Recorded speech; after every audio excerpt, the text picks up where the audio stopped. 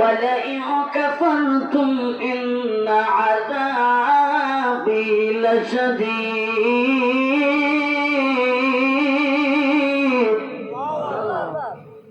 13 নম্বর ফারাজ 13 নম্বর পারা সূরাতুল ইব্রাহিম ইফতুল কোরআনের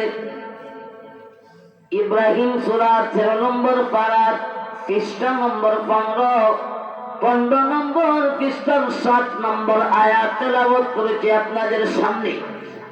এই আয়াতের মাধ্যমে আল্লাহ তাবারাকা ওয়া তাআলা জানিয়ে দিয়েছেন, ও দুনিয়ার মানুষ, যে ব্যক্তি আমি আল্লাহর নিয়ামত পাইয়া শুকর আদায় করে, আমি আল্লাহ তাআলা ওই বান্দা বান্দির জন্য নিয়ামতকে আরো বাড়াইয়া দেয়।